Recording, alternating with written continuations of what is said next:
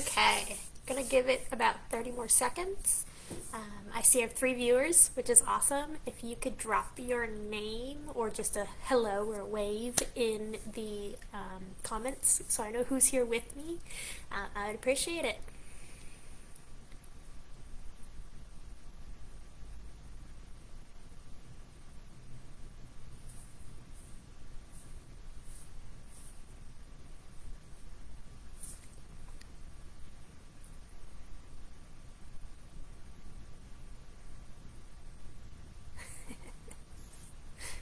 Oh, I lost someone. All right. So I am gonna go ahead and start. Perfect. Feel free to drop in the comments questions and stuff. I'm trying to watch them try and multitask. May not be right on top of it, but I'm here to hopefully answer some questions for you all. So, hey, there we go, Lori, hi. So, first off, this is how can physical therapy help me after breast cancer, during, before, if you know you're diagnosed or anything like that. But really, truly, after is where most people end up seeing PT. Why should you listen to me? So my name is Kaylee Reams. I am a physical therapist. I have my doctorate in physical therapy. I'm born and raised in Southern California. Went to grad school, got my doctorate in Louisville, Kentucky, ended up moving to Chattanooga, Tennessee, which is where I am now. I practice kind of in the greater Chattanooga area, including North Georgia, and all that stuff.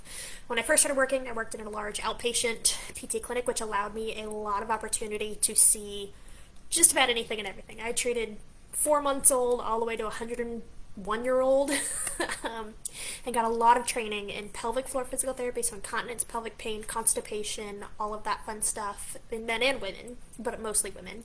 And then a lot of training in lymphedema and post-oncology type stuff. So I kind of blend all these skills together to really help target this oncology group, because there's pelvic floor complications, there's lymphedema sometimes, there's range of motion problems, there's balance problems, all of that stuff. So I take all that training now and really embody it in kind of a whole body treatment. But I've noticed a lot of people aren't getting the information about what can happen with their cancer treatments and life after, you know, they've had their cancer treatments. So whether they're cured or not, life after those treatments end or they've kind of been prolonged and stuff like that. So my goal is to really provide information. Even if you don't live in my area, you can go to your doctor and be like, hey, I have this, I know I can get help with this, help me get the help. Right? Some of the stuff I'll talk about tonight is what you can do yourself for some prevention or kind of start treating yourself. It's very general because I have not evaluated you. It is not specific to you, so take that as it is. Anything you do should not cause increased pain. Okay, stretching, the manual lymph drainage, none of that should cause increased pain. So let that be your marker of I'm doing it wrong. Otherwise, try it. If it doesn't seem to be working or whatever, you can email me a question. I can't treat outside of Tennessee or Georgia, but I may be able to direct you in the right way. So that's a little bit who I am and that. So what can happen post-breast cancer treatment?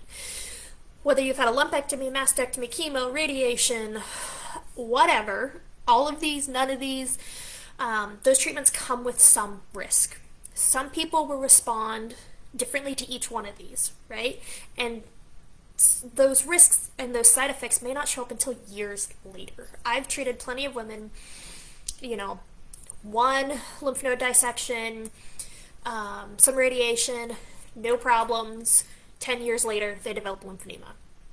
It can happen. So being aware of this stuff and kind of knowing the risk factors and what to look out for so you can take action when you need to is very important. So some things that I'm going to kind of talk about and areas that I really know about and want you to kind of be aware of is lymphedema. I'll go over really what that is here in a second. Scar tissue. You have surgery, even if it's just a minute little scar. I myself had a laparoscopy that had tiny little scars, still had to work on those because they go deep, right? That's just not on the surface.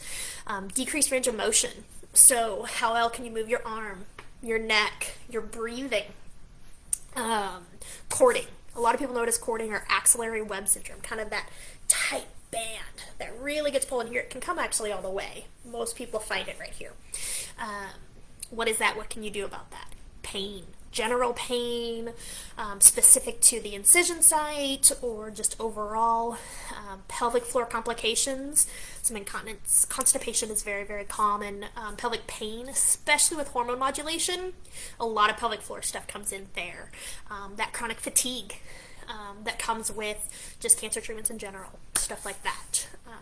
So I hope that is kind of what you all are looking for, because that's what I'm going over. So lymphedema. We have lymph nodes in different parts of our body. We all kind of know when we're sick, they check our neck, right? Well, our big groups of them are in our neck, in our armpits, in our hips, and a little bit in the back of the knees. At least the ones we can kind of massage and stuff like that. There are some really deep in the abdomen, but the ones that we can feel and check are in those areas, okay? So lymphedema occurs when that lymphatic system fails. So yes, we have those nodes, but if you think about like our veins and arteries, there's lymph vessels that kind of go between these nodes, okay? So it's connected all throughout our body. So lymphedema is when that system fails, whether the lymph nodes were removed, there was radiation, they've just been overtaxed and just wear out, okay? So people even that have not had cancer can get lymphedema. That's a lot of what I used to treat in the big outpatient world. So some risk factors specifically to breast cancer patients of developing lymphedema is an axillary node dissection, taxane chemotherapy, axillary radiation. So axillary is the armpit. Okay, so if you had radiation through here and a higher BMI, so body mass index or overweight, because that pressure on the lymphatic system, when there's more fat and all that in our body, it's going to put pressure on that lymphatic system. Unfortunately, once you develop lymphedema, it's manageable, not curable. So I have a couple docs here in town that I love that pretty much know those high-risk patients for lymphedema. They'll send them to me or someone else to work on some preventative measures so that they don't develop it, or even if they do, they're already ahead of the game and don't let it get out of control. And lymphedema will progress if not managed. So if you're just like, oh, let me wait and see if it goes away, that's not your best bet. Some people it progresses overnight. Some people it takes years, and there's really no rhyme or reason. So I cannot predict, like, hey, it's showing up like this, it's presenting like this. Will it get worse tomorrow? I don't know. But let's take care of it now where it's at and not wait and see what happens. So what happens if you fall into those risk factors? If you get volumetric measurements by a PT, so we just take measurements around the arm to really see if there is a volume difference. Now, your dominant side is going to be a little bit bigger. That's normal. If you are immediately post-op, so right after your surgery, right within those first month, you're going to have a little bit of swelling naturally from surgery, okay? But if you're really noticing it throughout the arm, get measured. It's very simple. I take a tape measure right around different parts to see the difference between the arms, and there's a certain percentage once you go past that we can then pretty much classify you as lymphedema. A PT cannot diagnose it, but a doctor will pretty much agree with us and say, hey, this is looking like lymphedema. If you're at risk, an appropriate compression sleeve fit to you. So this one's inside out, sorry guys. But there are compression sleeves that we use as preventative. So they're very soft, very simple to put on. And those are the ones, I don't know if you've seen with like tattoos or fun colors or anything like that. Those are preventative. And I tell all my ladies whenever I do preventative sleeves to wear them when you know you're doing something that may cause swelling. You're going to be out in the heat a long time, you're traveling, you're going to be up and about a lot, right? And so preventative, I tend to be a little more conservative and say, wear it when you feel like you're going to swell rather than wear it all day long. Now, my ladies, once you have lymphedema, compression is all day long. I'm sorry. But preventative makes a big difference. Most lymphedema therapists should have a what's called a DME provider, a durable medical equipment provider, that can use your insurance to help with the sleeve. Every insurance is different, so they may not cover 100%. You may have to meet a certain deductible. It highly varies from insurance companies, but a preventative sleeve is huge. Perform gentle exercises that has been approved by your doctor or your PT. But basically, our muscles pump whenever we tighten them, and it helps move that fluid. So even if it's simple wrist curls, just kind of moving your arms a little bit, right? If you have a drain, don't lift up high, but just simple movements, opening, closing, just simple things to make the muscles move, pump fluid. Okay, you do not have to go run a marathon or anything like that. Just simple things. Okay, shoulder shrugs, all that stuff. Participate in diaphragmatic breathing. So what I mean by that is, let's see, you can almost see it. Okay, so my diaphragm lives like right underneath my ribs. Okay, its job is to come down and let the lungs fill up with air, and then when we're ready to exhale, shorten back up to push that air out. Most of us do not use our diaphragm to breathe. We breathe up here in our chest. So you can see how I move like that. That's up in my chest. Okay, when we diaphragmatic breathe, we're making our belly really big and letting it out, letting that diaphragm move. What that does is it massages those deep lymph nodes that we can't access with our hands. Okay, so massaging that or breathing deep allows for that massage deep in our system. Okay, and continue to monitor for symptoms. Okay, so what are those symptoms? Swelling in the chest, arm, hand, or upper back. So if you're noticing swelling anywhere kind of in here, right, or if it's the other side, keep an eye on that. Okay, changes in tissue quality. What I mean by that is it soft and boggy, or is it firm and it leaves your finger indentation when you push on it, right? And most people who start to have that lymphedema start to have a sense of heaviness, numbness, achiness, just kind of all over in that arm. Not everyone does, but that is a very common thing. So those are the symptoms, okay? Most people start to notice their rings don't fit, the watch doesn't fit, stuff like that, okay? And when it's in early stages, it'll be worse kind of in the afternoon after a long day and better in the morning. Okay, so that is common in the early stages. So if it's, it goes away overnight, doesn't mean you don't have it, just means it's early. Okay? So treatment for lymphedema is manual lymph drainage, which I'm going to go over here in a second. Lori, if you're still on, if you know, like, right or left side, so which, if you had breast cancer, was it on your right, was it on your left, was it on both? Do you suspect lymphedema in one side or the other? I can direct it that way a little bit. Otherwise, I'll just do, I think I have the right one out. But if you do know, let me know. I'll direct it a little bit more towards you. But manual lymph drainage is best when you're really swollen to be done by a trained professional, but they should teach you how to do it yourself because it is most effective when it is done 1 to 2 times a day when you really have lymphedema. Okay? Skincare, so making sure there's no wounds, discoloration, anything like that. Exercise, that same thing I was talking about. Simple movements to pump those muscles. Okay? Compression, so when there's a lot of swelling, your right side, okay, got it. So compression, when there's a lot of swelling, we use compression bandages to shrink the arm to get it as small as we can get it. Okay, we change them daily. Once we're as small as we can get it, then we use a compression sleeve or glove. Well, really, it would be sleeve and glove or just a sleeve. Never do we just do a glove. It doesn't work that way, just the way it flows. But to maintain. So sleeves are only meant to prevent swelling from getting worse. They'll keep you at your size. They will not shrink you. Bandages are the only way to do that. So if you can catch it early, only have a sleeve, so much better. I'll tell you, every one of my patients, they're begging when they can get out of their sleeve. So, okay. So manual lymph drainage for the right. Okay, so the right side is the one that we had more lymph nodes taken out of, radiation, whatever it may have been. Okay, so that's our affected side. So it's my side with my hair tie on it. Okay, So the whole point of manual lymph drainage is to guide our lymphatic fluid towards the healthier lymph nodes, okay, so away from that affected side so that they can help pull that fluid in, pull it down through the kidneys, and we can urinate it out. So you will be going to the bathroom more if you were swollen and we're doing the manual lymph drainage. That's good. So everything you see me do will pretty much be like wake up the lymph nodes a little bit more, pull fluid towards them. Wake up the lymph nodes, pull fluid towards them, okay?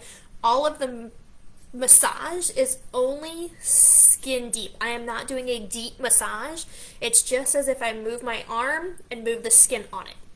No deeper. My hand does not get tired doing this because it's just moving the skin, okay? So the first one is just a general wake-up system. So our collarbone, right here, I am just brushing the top right here, okay? You can see my shirt doesn't really move. That's just a general wake up to the skin and to the sensation, okay? The next one is there's a little spot. So here's my collarbone, right? There's that big muscle we all get knots in. There's a little soft spot between. So I'm just gonna gently push down right there. All of this we do about 10 times each. And Lori, if you want, either private message me or put it on the comment, it's up to you, your email, and I can email you the handout of these written instructions, okay? But on my website as well, there's this exact video, okay? But, so we do about 10 of the press downs, okay? Then we go to the sides of the neck. So we're basically warming up the whole neck system here. So I'm gonna show you like this, but it's really more comfortable to do it like this on yourself, but it doesn't translate very well on video. So if I'm on the side of my neck, I'm going to push back towards my spine and then down towards my shoulder. So I'm doing a back and down, kind of creating a right angle, okay? I'm doing it on both sides of my neck. Again, just enough to move my skin. You can tell my voice doesn't really change that much. And I pick up my hands and then reposition them, so I'm not kind of unwinding what I did, okay? So about 10 of those. Now we go from the tips of our shoulders to our neck. So if I'm over here, I go back towards the neck because we warmed up the neck, so now we're trying to pull fluid towards them. But really, you only need to be doing it on your right side. On your right side. And I did about 3 different positions. So I back towards my spine, towards my neck. That right angle or the L shape. And I just position a little bit. And you can see my shirt moves a little, but I am not pushing very hard. Okay, so pulling fluid up towards that neck. About 10 of those. Okay. Deep breathing. Do about 5 deep breaths. If you put your hand on your chest and your hand on your belly, the hand on your belly should move before the hand on your chest. That's how we know we're truly deep breathing.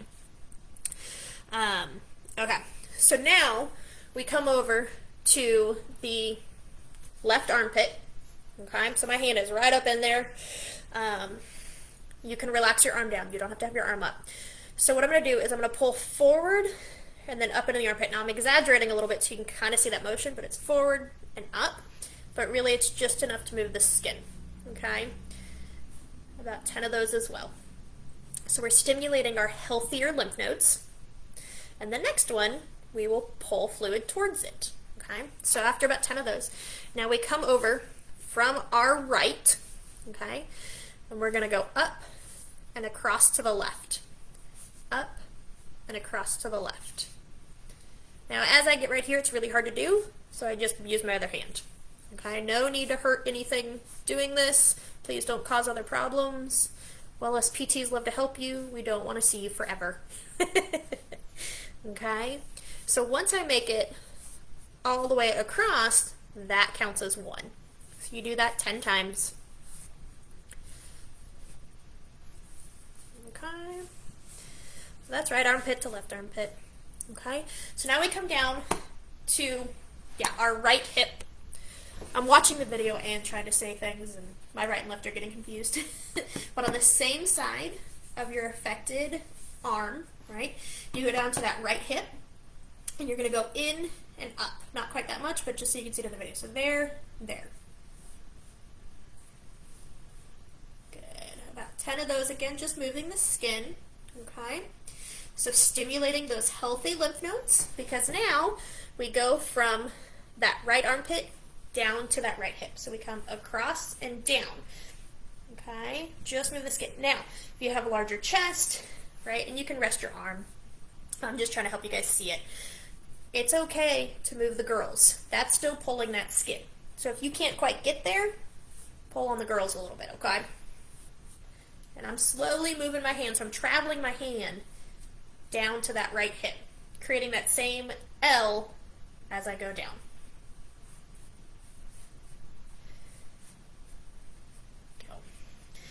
Okay, so now that we got the trunk kind of all flowing, okay, now we opened up the system. Now we can pull fluid out of the arm, and this will redirect it to the healthy lymph nodes. That's why we do the trunk first, okay? So we're going to divide our arm into 4 different places. Front top, front bottom, back bottom. Pretty simple. Draw a line, okay? We've already stimulated all of this. So we're going to go right to the arm, or the elbow, the inside of the elbow, and we're going to go top, inside, or front, inside, right? Doing those L, so I'm going there, up. Just moving the skin till I get right to my shoulder. Again, once I make it to the top, that's when it counts as 1. Do 10 of those, okay? Then you do the exact same thing on the back. So if I start at my elbow, I pull and go up. So I'm going here towards my shoulder. Just enough to move my skin, and you can rest doing this. I'm just trying to make it. And this, your manual lymph drainage, you can do in the shower, in bed, sitting up, standing, laying down. A loved one can help you, okay? Truly the best way to do it is skin on skin, but I'm not going to record a video of myself in the nude. At least not on Facebook, right?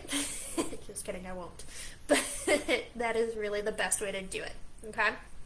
So 10 of those. Same thing with that lower arm. Now, my women who are really, really swollen and have that thick swelling up here, I go from the hand all the way to the armpit. If I'm being more preventative and don't have as much time, I just do the lower arm. So do your best guess, best effort at that, okay? So I'm down near my wrist. The front of the hand doesn't usually swell, so I don't go to my hand on this one. But that same across and then up towards my elbow. So across, up, up. Now, if you don't have swelling, you're going to think this is crazy. Why am I doing this? Believe me, I've had a million people go, why? I don't think this is going to do anything. It's just my skin. You're not alone in that, okay? But it really, truly works. My ladies now, and men even at the time, that had swelling, you can feel it softening. You can feel that fluid getting out of there. I've had several patients tell me it feels like a straw sucking it out when they really have a lot of thick fluid. So it does work. Trust me. Even if it feels like it's doing nothing, it's a fantastic way to prevent, okay? So if I did 10 of those, now I come to the back of the hand, okay?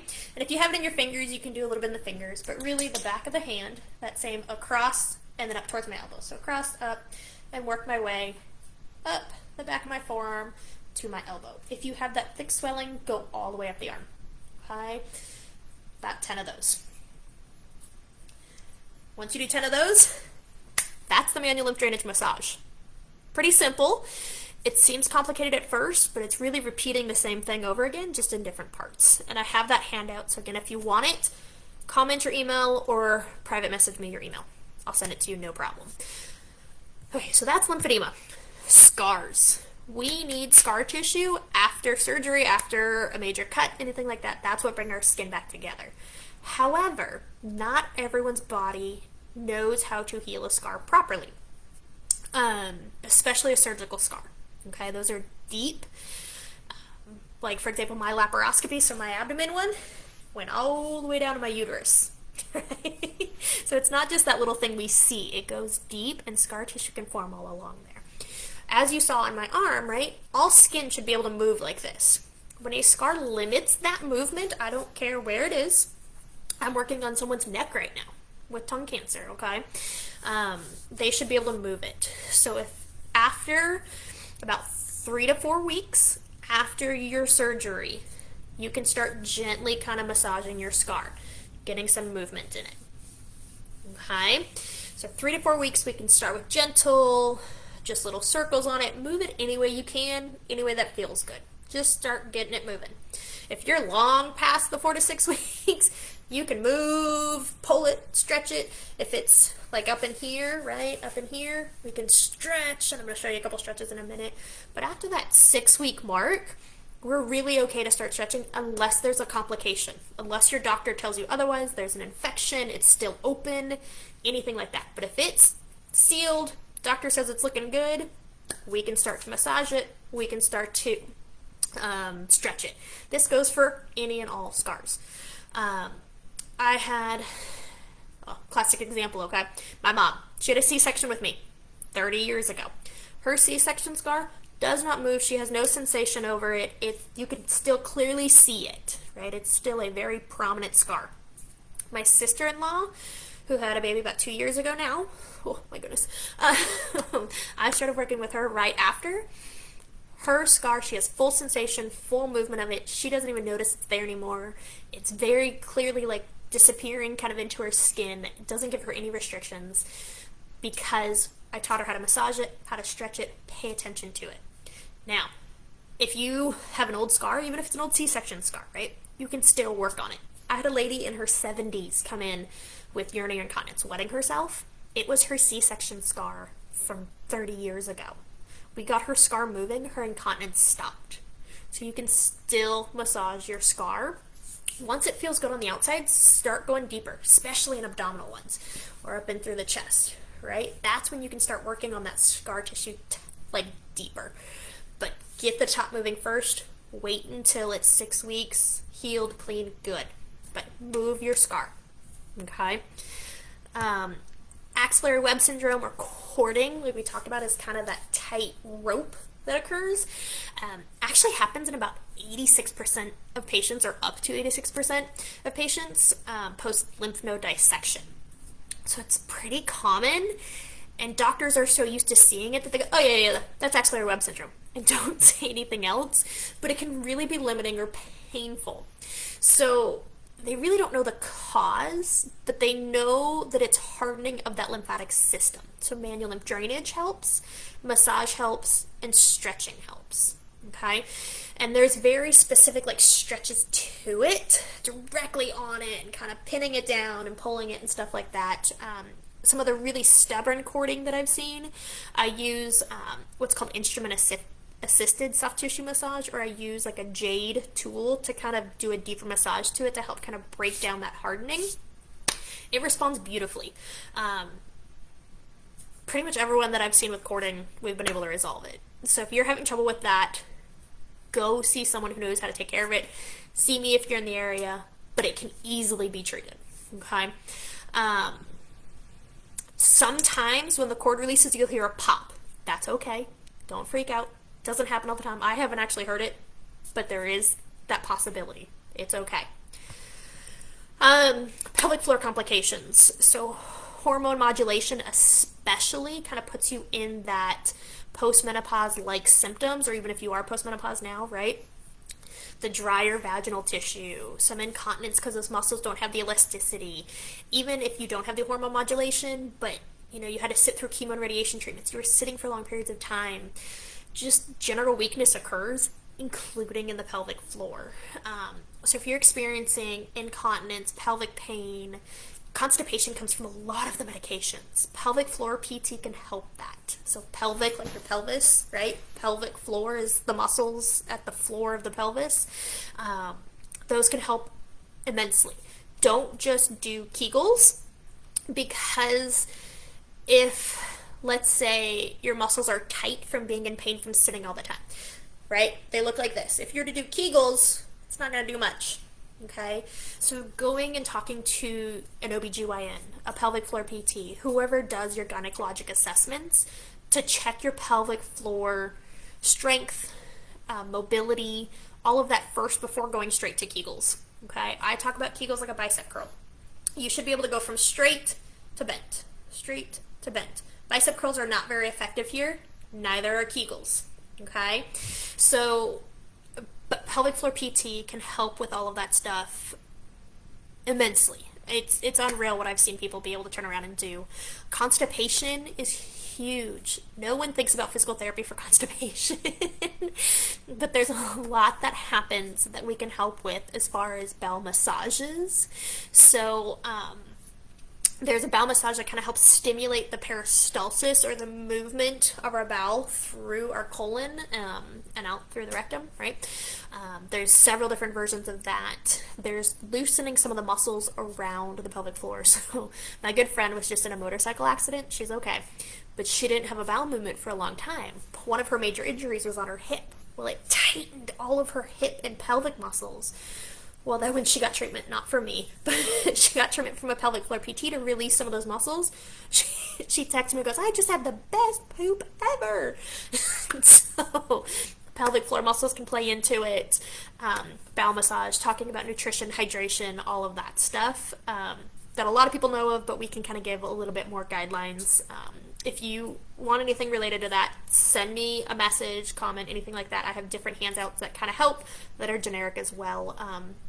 But think about, if you're having those problems, talk to your healthcare provider about it. You can get help with it, okay? One thing that I don't have on my slides, I have to follow slides, otherwise I'll go off on tangents. So that's why you keep seeing me do that. But is generalized fatigue. That is probably the most common side effect of these treatments. Is study after study after study show just gentle exercise, right? So getting up and walking and all of that stuff really truly helps that generalized fatigue. It helps with chemo brain, because that's a central nervous system fatigue. That is a very, very, very, very, very real thing. But as we get blood flowing, muscles pumping, all of that stuff, it helps. It doesn't cure it all, right? There's still that fatigue, but it helps with some of that and kind of gets you better faster. The most common question I get is about the peripheral neuropathy. It's so frustrating. They've done a lot of research and made a lot of progress with general neuropathy and diabetic neuropathy, but chemo-induced neuropathy has not had much progress as far as research goes.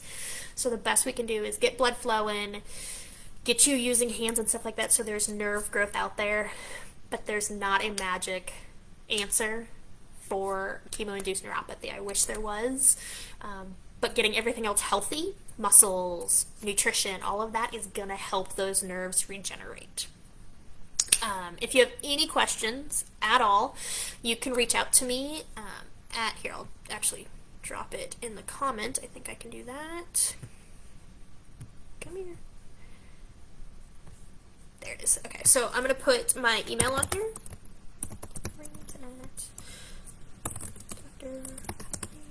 drreamspt.com, or you can text or call me.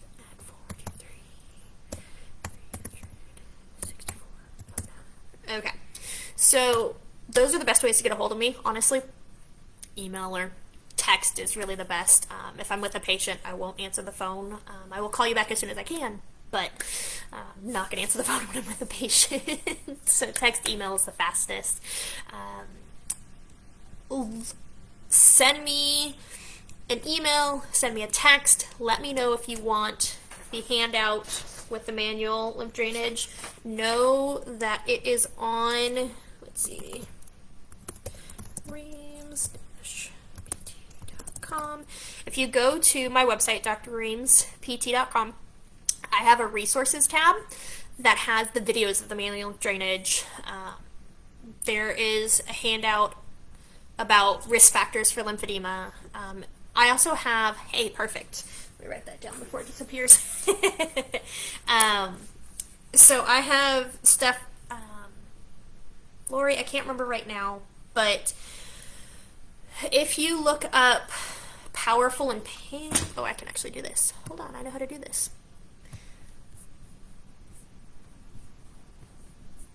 Let's go back.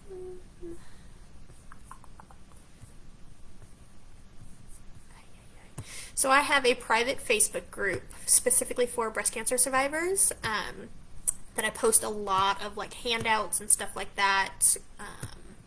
all that. I'm not sure if you're part of it or how you found this, but I'm very excited you're here. But that private Facebook group, I post a lot of stuff in as well, but I will specifically send you the right manual lymph drainage handout as well. I gotta put this right. Lori, do you have any other questions, or whoever else is on? I see that I have 2 viewers. If you have any questions, please type them out for me.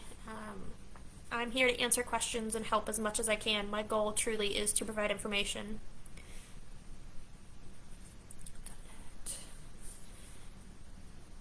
Okay, perfect.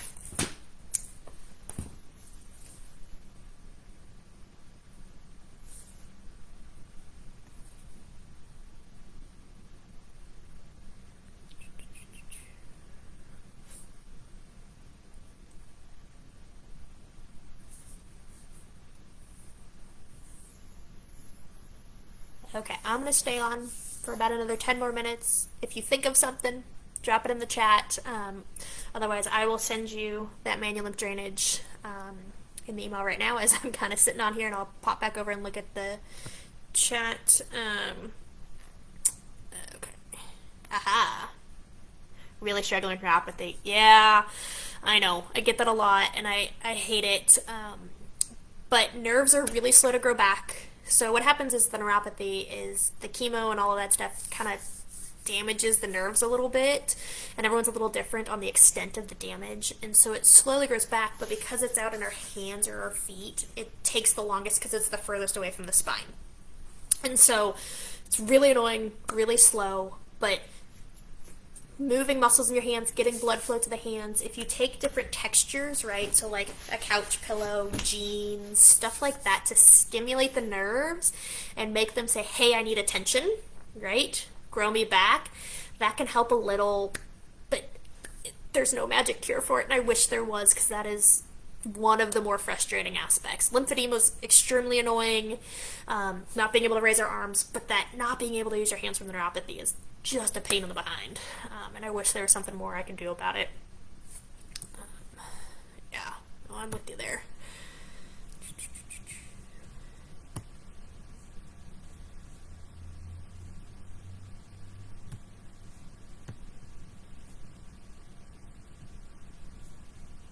Okay. Aha. So I have it labeled as MLD handout, just so you know. I did make one mistake when printing this up, so you'll catch it, and I'll type it in the email. On step number 8, it says left hip. Really, it should be right hip. Everything else on there is correct. Follow the exact instructions, just insert right hip instead of left hip. But that should be there. Awesome. Okay. I'm going to hang out. That email was sent, Lori, so if you get it, give me a thumbs up or anything like that. That'd be fantastic. Or if you're ready to go, you can just respond back to the email saying thank you. That way I know you got it. But yeah, I hope this was beneficial. I'll be doing this every month, same information, so you don't have to come back next month if you don't want to.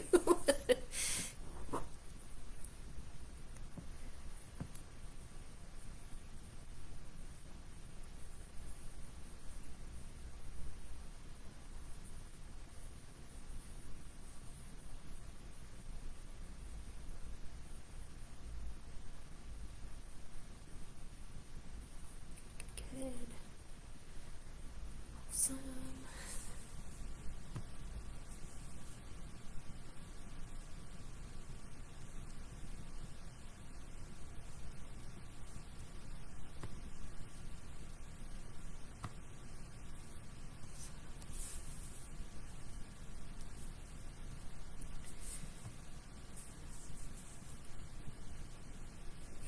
Someone keeps popping on and popping off. I'm curious who it is. You're welcome, Lori. Thank you for attending. I really do appreciate it.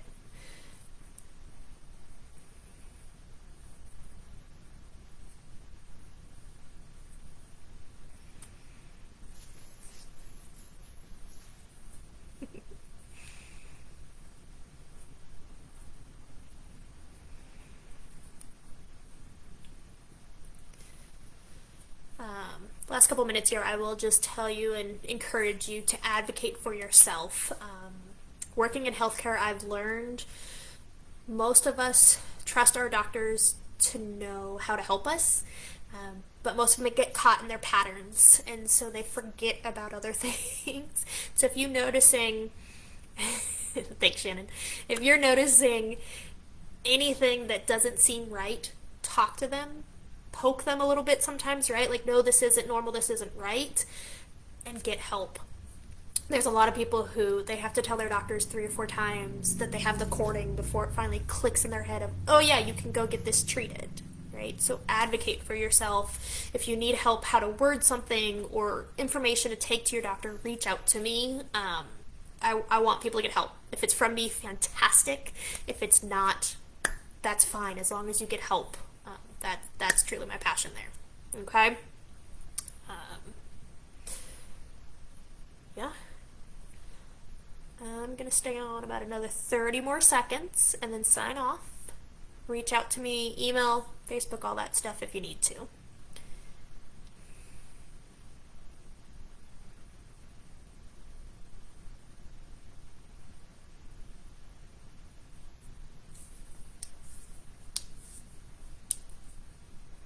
Awesome. Okay.